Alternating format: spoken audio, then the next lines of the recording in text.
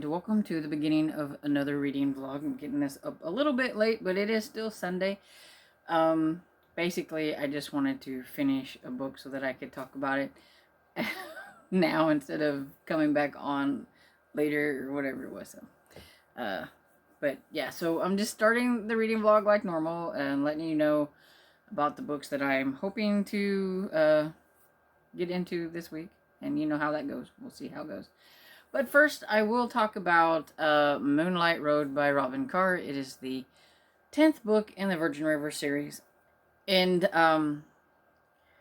it was good. I think it was leaning towards like a 3 to 3.5 stars until the end. But I really liked how it ended. I liked the ending, so I think I'll bump it up to 4. These books are starting to really get baby saturated and kind of annoying at times, but I still really like how the people come together, all the different storylines. Although I do think that they're getting too many storylines at some point that I forget who some of them are. And it's book number 10 out of like, I don't know what, 19 or 20. So I have a long ways to go, so I hope I can, remember some of these people if they're mentioned in books down the line. But this one is about Aiden and Aaron. And Aiden is one of the brothers to Lucas, or Luke, something like that, who was in a previous book. Also Sean, who was in a previous book. So it's one of the Reardon brothers. And, and they have a lot of brothers, so I'm like, I don't know if they're gonna do one for all the brothers or if it's just these 3. But anyway, and this one also, Erin is the sister to Marcy, who had a previous book with Ian. And so yeah, so they got all these people. Plus you've got Mel and Jack and most of the regulars like Preacher and things like that. And then there was a storyline a little bit with a couple that I think I remember them being in another book. They're trying to have a kid and they couldn't have a kid, and so they've had like 7 miscarriages, and they decided that they were just going to quit. They weren't going to try anymore, and they might try adoption. So that was like a storyline towards the end of the book that is probably one of the reasons why I bumped it up, because of some of the stuff that happened with that. But in this one, it's Aiden and Aaron, and their meet cute was kind of funny because Aiden is a doctor, but he's staying with some family, and he's hiking. And when he was hiking, he found Aaron there and the cabin, and he didn't look very nice because he's been out hiking. He has a little bit of a bushy beard going on because he's like on vacation. He's a doctor and he's just, kind of just letting the beard grow and all that stuff. And he smelled because of the hiking, and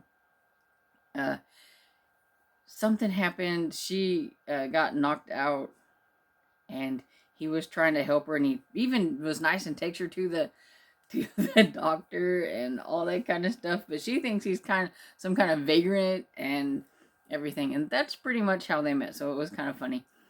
And then there's also Aiden's ex-wife is a big problem, and she is a mess.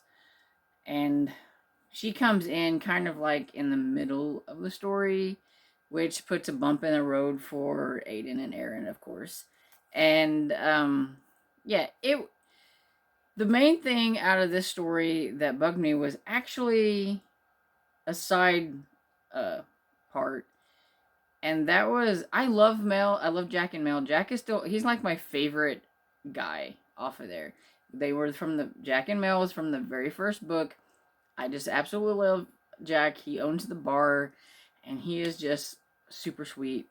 But he will also come to your aid if you need his help. And Preacher is probably my second favorite.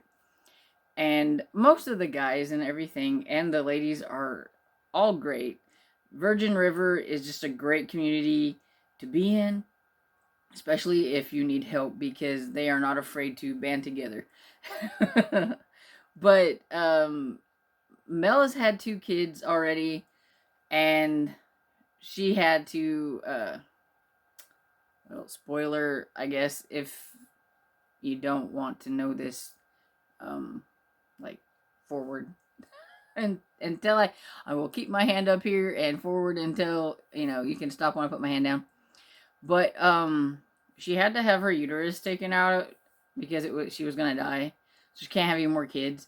Well, she decides she wants to have a kid, and so she wants to do it a surrogate, but Jack doesn't want to, and she is super annoying about it because she just doesn't seem to understand why Jack doesn't want to do it.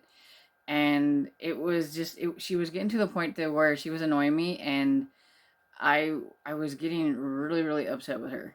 And okay, in spoil.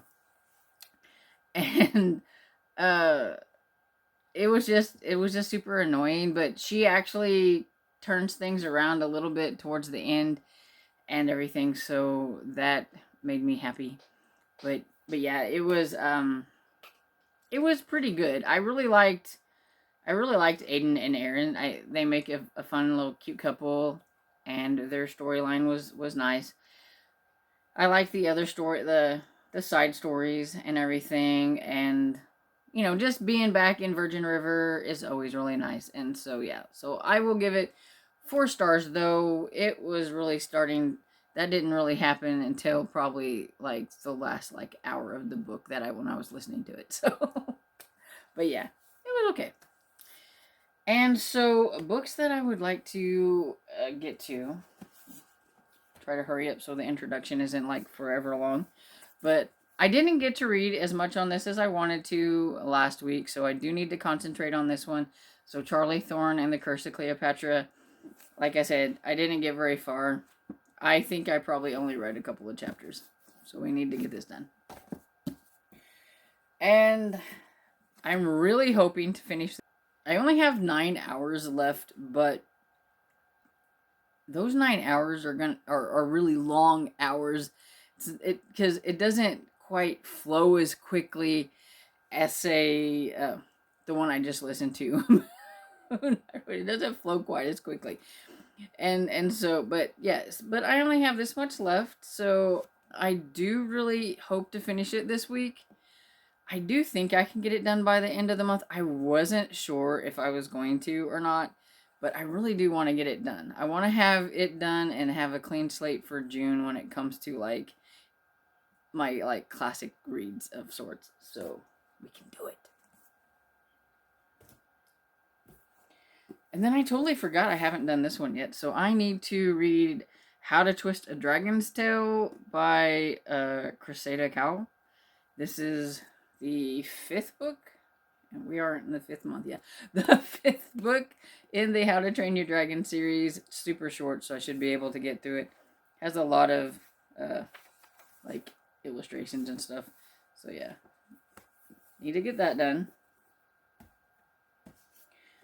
Then I would like to get to The Activist because I didn't get it last week, and want to throw in The Book Wanderers because I'd like to get this one done. And I am still working on the ebook that is Egypt's Fire, the Curious League of Detectives and Thieves by Tom Phillips. I'm still working on that one. So yeah, I think I'm about halfway through that one, so I should be able to get that one done. Woo. Filming at night is not a good thing because now all I want to do is yawn and do all that kind of stuff. But anyway, so yeah. I didn't get any on this done last week, so I really need to try to get this done this week. Technically, I need to have it done by Sunday. We'll see how it goes because it's really long, but I have an audiobook, so I'm going to hope. I've always wanted to read this, and I was excited that with the horror club actually had a book that I actually had. So, yes. So, yeah. super a lot of books that I want to try to get done in 1 week. We'll see how it goes. I'll do the best I can. But yeah, so I will talk to you all when I get something finished. Hello, happy Monday, and I'm here to talk about How to Twist a Dragon's Tail by Cressida Kyle, which is the 5th book in the How to Train Your Dragon series. And I listened to this while I was out and about in town today. It's only like 4 hours on audiobook, and I listened at about 2 times speed, probably somewhere around there. So it was pretty quick. And this is about Hiccup, Hiccup Horrendous Haddockus the Third. I always forget that. If you hear a little dog barking in the background, I'm sorry. Of course, as soon as I decide to film, my dad goes outside and then she barks. And this one is about somebody has stolen the Firestone, and Hiccup has to get it back, because if not, like, there's a volcano on Volcano Island that's going to erupt, and there's these exterminator dragon eggs, and if the lava, if they get hot, they'll hatch, and then you have these like horrible dragons that'll eat you, and so he has to try to find out what happened, and his kind of like nemesis now, because he's had this guy after him for several books now. Every time he thinks he's killed the guy, and I can't remember his name. It's like Alvin, something to do with an owl. And he thought he had gotten ate by some kind of sea monstery type things in the last book, I believe it was. But he's still around. He might be missing a limb or two, but he's still around. And he has hired this one guy to kill Hiccup, but then that guy ends up kind of liking Hiccup, and so that kind of backfires. But yeah, it's just a lot of fun. It's a kid's book. It's got these weird little graphics and stuff in it. I can't say that they're the best graphics. They definitely look like a little kid might have made the graphics, and I think maybe they're supposed to look that way, because, like, I mean, that's a weird little people there and stuff. But yeah, overall, these are usually about a 3-star read, but I give them 4 stars for the audio narration, because it's David Tennant, and he does an amazing job. The voice he gives, like Toothless and some of the other ones, that cracks me up, makes me laugh all the time. I love it. And so I highly recommend this series if you just want to laugh, because it's a lot of fun. Currently still working on a lot of those other books, but I have started the audiobook of Pandemonium. Had to take the library book back to the library, so I'll just put a picture here. But it's I believe it's the 4th book in the Fun Jungle series by Stuart Gibbs, I believe. If this one is about a panda, and obviously something is going to happen involving or surrounding the panda, because usually there's always an animal in the Fun Jungle that something happens to.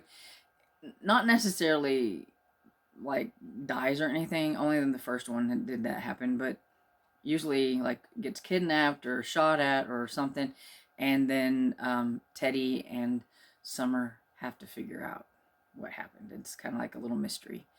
And so I started that one, and I'll probably be continuing to work on that one later, whenever I'm doing reading sprints on Lee's channel with her, and because I'm like super tired, and I don't think my eyes will read anything, so I'm going to listen. And I also would like to note that I should not be wearing long sleeves in May, but it is quite chilly here, and I'm not happy.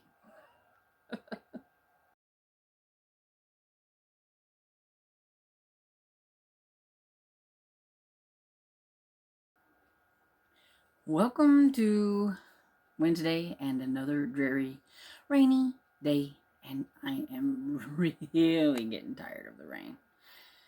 I know there's other places that need rain, so why can't the rain go there? Anyway, I finished a couple of books, and I could have popped on yesterday, and I just didn't, so I'm gonna do it today. But I wanted to read some more Encyclopedia Brown, but like they're not coming in like the holds, and I needed to read number 3. But number 3 has like a 2-week wait, and number 4 came in before number 3, and I was like, oh, I know, I don't like reading things out of order, but I did anyway. And so I read Encyclopedia Brown Gets His Man, which is number 4. Basically, again, it's just 4 short little cases that Encyclopedia Brown solves, and they're fun. I listened to this while I was browsing around in Antiquish the other day, probably Monday, I think it was, and finished it while I was browsing because it's like super short, like 2-hour like listen, and I listened to it like 1.75 speed, so it was less than a couple hours to listen to it, and it was just fun. I remember having fun with them whenever I was a kid trying to solve the mysteries, and I didn't really try to solve them. I just let it go through and then let the narrator explain to me why Encyclopedia knew it was this or that. I always thought it was funny that the crime rate in his town is like really low, and they always catch the bad guys. And basically, it's just because Encyclopedia Brown catches him for his father, because his father's like the chief of police. And if they're having problems, he'll like give Encyclopedia the rundown, and he solves it for him real quick before anybody else does. So he's like a super sleuth at 10 years old, and it's kind of funny that he's seems to be smarter than the actual police officers, but it was still fun, and it's always interesting how he picks up on some of these things. Like, it was because somebody said something, or somebody was wearing red shoes instead of blue or something like that. It's just those little bitty details and everything that helps solve the case. And so, yeah, it's just fun, and I enjoyed it. I'm trying not to let it bug me that I read it out of order, but I wanted to get another one in before the month was over, and I was just afraid none of the other ones were going to come in, especially number 3. So I just went ahead. Then I finished. What did I finish? And so the next book that I had finished was Pandemonium by Stuart Gibbs. I listened to this one probably about 2x speed. And this is the 4th book in the Fun Jungle series. It's about Teddy, whose parents work at Fun Jungle. His mother is a primatologist. I think that's what they call it. Anyway, studies primates. And his father is a photographer, like for animals, and does all that stuff. And so they work there at the zoo. And so Teddy's at the zoo all the time. And he has made friends with Summer, who is the girl that's father owns Fun Jungle and everything. And so they pretty much go around solving like the mysteries and the crimes that happen in Fun Jungle. And on this, usually it involves an animal of some sort. And in this one, we have the panda. And mostly it's I think it's like animals that are extinct or going extinct, I guess you could say, because the author seems to want to bring awareness to these animals, and he always has like in the back how you can help with saving these animals and things like that. So it's educational. And this one, they finally got where I think it's the Chinese government, I think it is, that lends the pandas out. And they finally got to where they could get the panda, and it was en route to the Fun Jungle, and something happened en route, because when they opened up the back of the truck that the panda was supposed to be in, there was no panda, and there was no doctor, because the doctor that works at the Fun Jungle was supposed to be there too, and he was not there. And so, what happened to the panda? It has caused pandemonium. Everybody wants to know where the panda is. So, there's all these news. They were trying to keep it out of the news, but after a while, it gets into the news, and then you have all these activists and stuff about saving the pandas and bring back the panda and what happened to the panda and all that stuff. And the FBI gets brought in, and one of the security personnel, Marge, I think it's her name, she does not like Teddy whatsoever. She's always trying to blame everything on Teddy, and he's kind of like, "Ha, can't get blame this one on me," kind of thing. And anyway, her sister happens to work for the FBI, and Molly, and she is brought in with some others to investigate what was going on with the missing panda, since it's an international incident because that panda was on loan from a different country. So Marge is upset and doesn't want to be shown up by her sister, and so she actually asked Teddy to help investigate, and which was funny because she's always trying to blame everything on Teddy. And in this one, Teddy is told to stay out of things because it's the FBI, and gets himself in trouble a couple of times because he doesn't. And even when he's not actually sleuthing, he seems to still get in trouble. But yeah, so basically it's about Teddy and Summer trying to figure out what happened to the panda, but they're also trying to figure out why the dolphins are snatching men's swimming trunks, because it happened to Teddy while he was in the water with the dolphins. It was like a little side mystery. It was funny. And so yeah, it's just a fun series about animals. See, the first one, most of the time nothing drastic happens. The first one though, there was a dead hippo. But in the second one, I think, was a koala bear. And the third one was a rhino. And then we have a panda. So, like, they usually either they're kidnapped or misplaced or something happens to them. Only the first one, the hippo, was the only one that died, and they had to figure out what happened. But most of the time, there's no injuries to the pandas or the rhinos or whatever. But yeah, it's cute. I like Stuart Gibbs books. I think I have a few more. I think I may have 2 or 3 more to read in that series, and I'll be done with that series. And then I only have a couple more from a couple of other series, and I will have read all the Stuart Gibbs, I think. I'll have to double check. But I'm getting pretty close to having read all the Stuart Gibbs books, which is weird. I've like gone on this like huge kick from like an author, because that usually never happens really, but I just really like his books. They're just a lot of fun. And so I think if you like middle grade books, you should check them out. They're a lot of fun. So yeah, that's everything. I am working on The Book Wanderer, but I haven't gotten very far.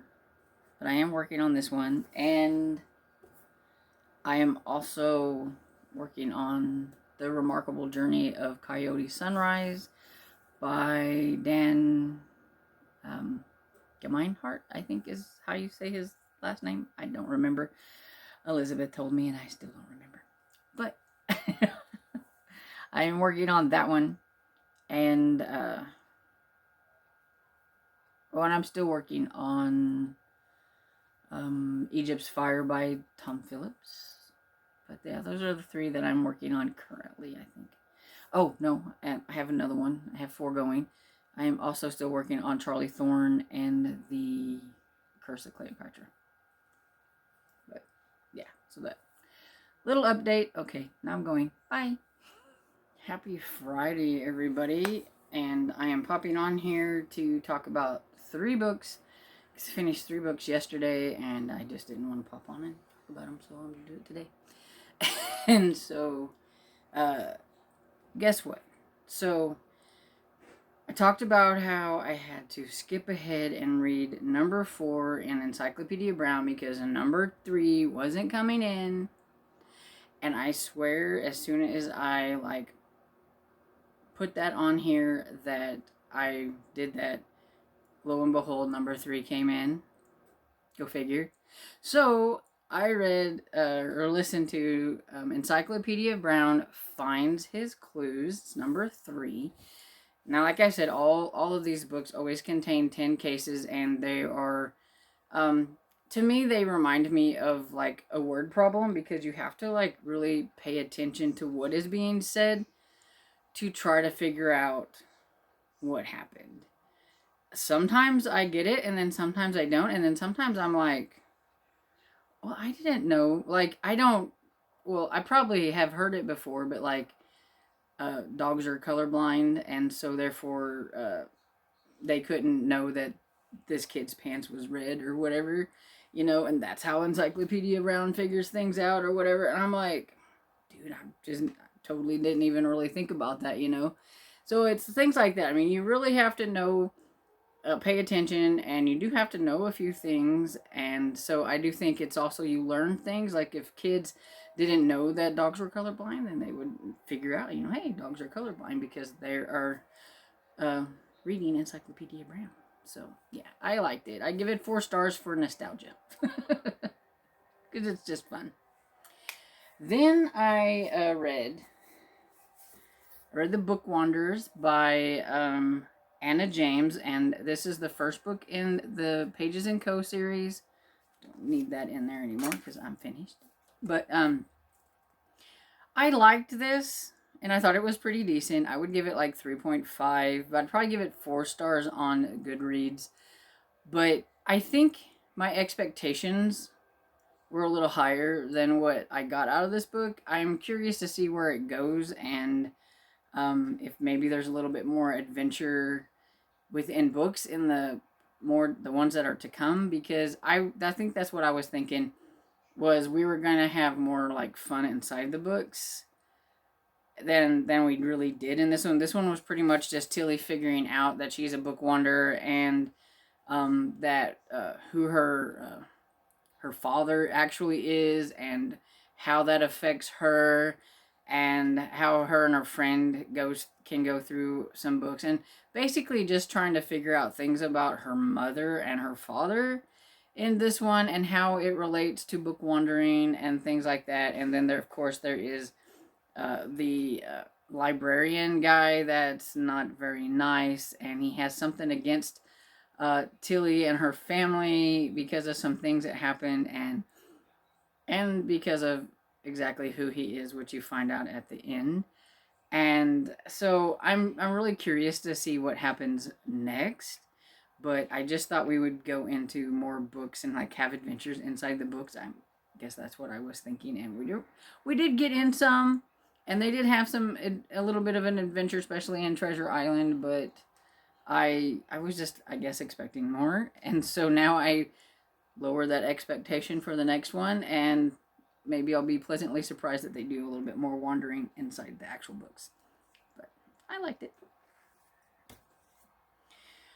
And I also finished listening to The Remarkable Journey of Coyote Sunrise, which is by, let's see if I can remember how to say his name, Dan Gemeinhart, I believe. And it's a contemporary middle grade.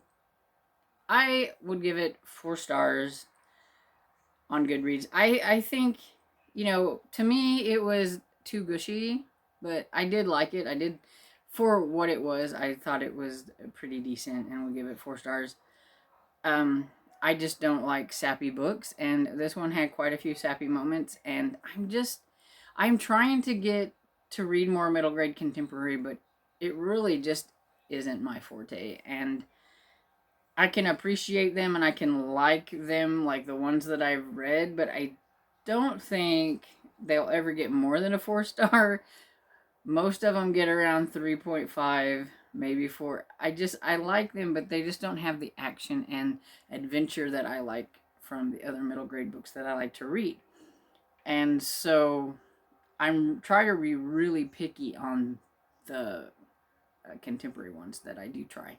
But everybody really loved this one and raved about this one, and so I wanted to try it, and I did like it. I really liked Coyote Sunrise.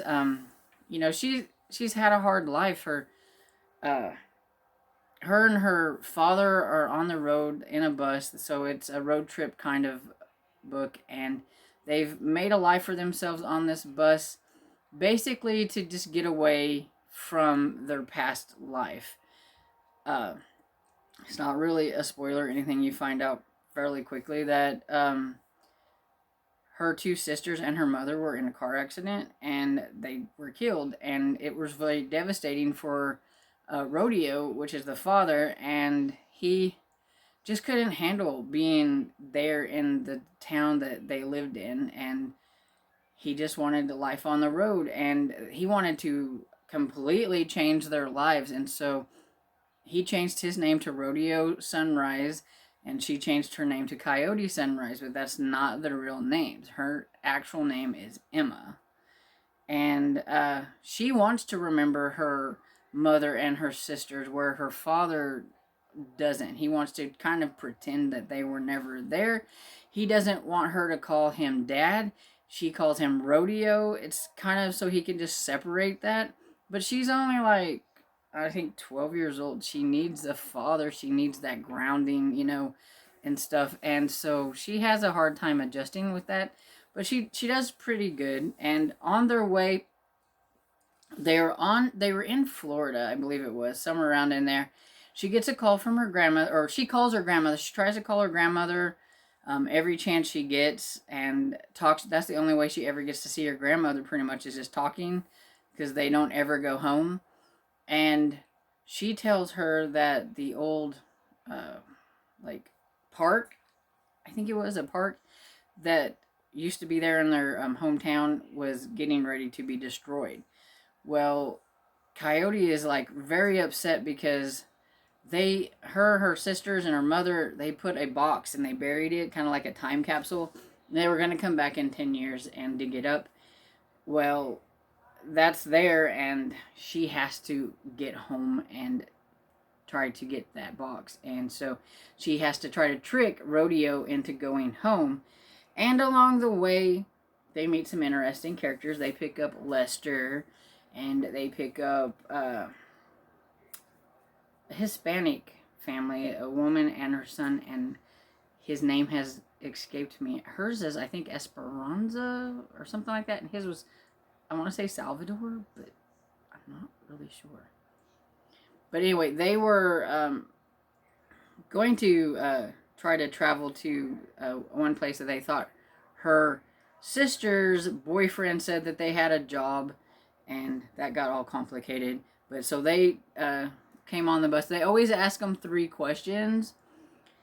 I can't remember the 3 questions. I know one of them is, what's your favorite sandwich, and one of them is, where's your favorite place to ever be, your all-time favorite place. I can't remember what the third one was, but they're just really simple, kind of strange questions, and I guess it's how they get like a vibe off of them, by having them answer that question where they think they're okay and let them on the bus. And then they meet a young girl, Valerie, I think's her name. Oh, I can't remember. And she ends up hitching a ride, and pretty much it's just a road trip with them. They end up with a goat on their bus, and they have a cat, and it was just a fun journey from Florida, I think it was. They had to go all the way to Washington State, and they only had a certain amount of time, and she had to trick Rodeo into it just to get him going that way, by saying that, get it close enough by saying that she has a hankering for this certain sandwich in Montana, so that they could start going up that way, so that she can kind of, like, you know, veer him that way without him actually knowing. And so, yeah. So it was just, it was it was cute. It just, I don't know. It wasn't the adventures and things that I like, but it was still cute, and there was quite a few little, almost make you tear up, and I'm sure some people probably cried while they read that book, and I tried really hard not to, because I do not like crying in books, and I do not like sappy books. That's why I try not to read sappy books. So, anyway, I liked it. So that is the 3 books that I have read recently. I'm starting an audiobook today that I probably should have started yesterday, because it's the one for the Killing Time with Cozy's Discord chat tomorrow.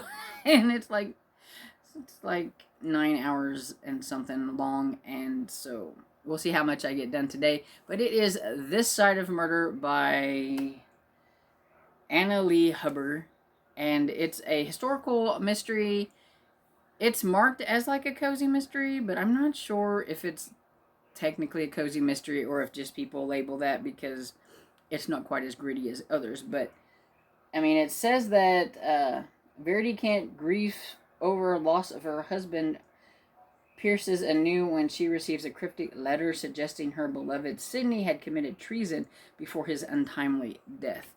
And so that's not necessarily how cozies start off. So I don't know, but it'll be close enough.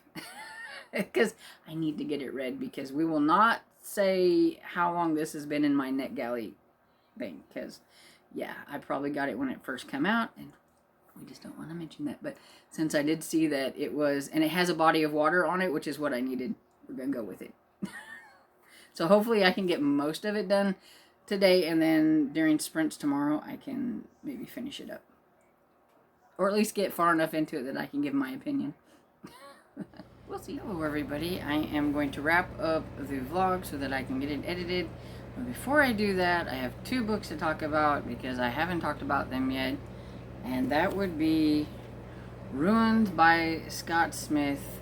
This one is a horror book, and it is about these people who go to these ruins, and the people that live there are like, no, don't do it, but they go anyway. And then one of them was taking a picture and steps back on a vine, and that pretty much just ensured that they were doomed forever, because once they went across this one spot, the natives there would not let them come back, because they're like, no, you're stuck there.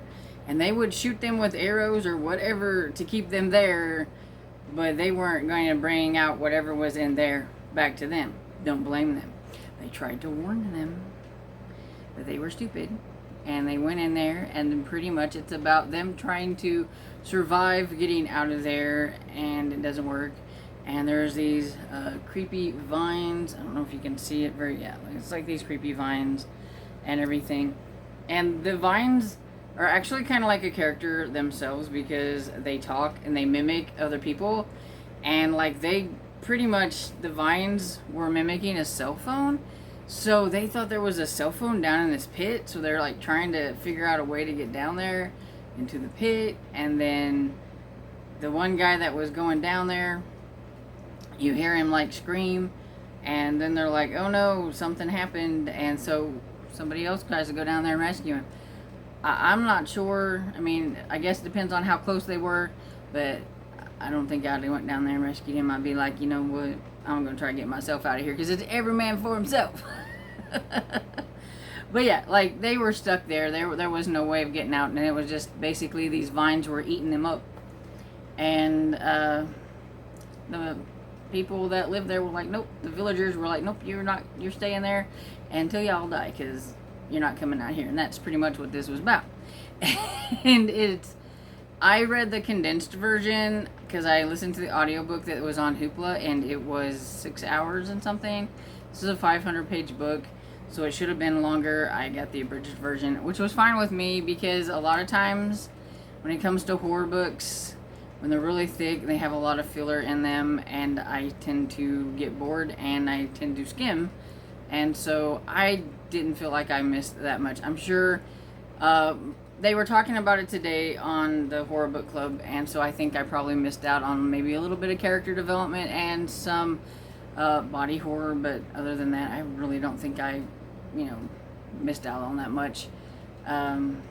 It was pretty much, them trying to survive, and that was what I read. I give it 3.5, maybe 4 on Goodreads. 'Cause, I mean, it was okay. It was decent. But the stupid people, if they would have listened to the villagers, they would have never had to worry about anything. You know, it's a bunch of stupid people doing stupid things, and they deserve to die. That's how I feel. Okay, so the next book is This Side of Murder by Anna Lee Hubbard. It is the first book in the Verity Kent series, and this is a historical mystery. I would say it's kind of like cozy adjacent. It's not necessarily what I would consider a cozy in the forms of it being kind of fluffy and or cutesy and with fun, lovable characters, laugh out loud moments, small town feel, and all that kind of things. It's not that kind of cozy, but it didn't have graphic violence. It wasn't gritty. It wasn't, any of that stuff. So that's why I consider it cozy adjacent. Because even though it wasn't like that small town atmosphere with an amateur sleuth, because she wasn't really an amateur, she did work with the Secret Service, kind of. So I wouldn't consider her amateur, even though she's not like a detective or something like that. But this was like after World War I, and Verity Kent is trying to get over the fact that her husband died in the war and kind of moving on. And then she gets a letter from one of the guys that he went to war with, Sydney, and he's engaged, and it was an engagement party. And she's like, I don't really know why they're inviting me to this. And then she also gets this letter about it saying that they think that her husband was not who she thought he was, and that he was a traitor during the war, and that makes her very upset. And so she's going to go and find out what happens. And while they're at this party, 2 other guys from the unit and things that were there from at that party end up dying. And so she's thinking that maybe everybody that's there have been drawn there because of something that happened during the war. And so she is going to try to figure it out and prove that her husband was not bad. There's a little bit of a twist towards the end, and I'm not going to say what it is, even though it's on the blurb, because not everybody reads like the whole blurb, and so maybe it might surprise some people, so I'm not going to say anything about it. But I really enjoyed it. I thought it was fairly fast-paced, and I really liked Verity Kent, and I can't wait to read the next one in this series, and I give it 4 stars. And so that's all the books that I need to talk about. And so I read 9 books. 9 books. But a lot of them were very short. So, and they were all on audio. It was an audio week for sure. And so I have Encyclopedia Brown number 3 and number 4. Those were like an hour on audiobook. Super short. So yeah, like I said, I may sound like I read a whole lot, but they were super short. And then I had Moonlight Road by Robin Carr. It was number 10 in the Virgin River series. And I forgot to say that I gave the Encyclopedia Browns 4 stars for nostalgia, because I really enjoyed them. They were just fun. And Moonlight Road I gave 3.5, 4 stars on Goodreads. Some of the characters annoyed me a little bit in that one. But, moving on. Then I read, what else did I read? Pandemonium by Stuart Gibbs. This one is the 4th book in the Fun Jungle series. Super fun. Very likable characters. I really like Teddy and his family, and Summer, whose father owns the Fun Jungle, and they're just really fun mysteries surrounding animals, and yeah, it was fun. So 4 stars. Then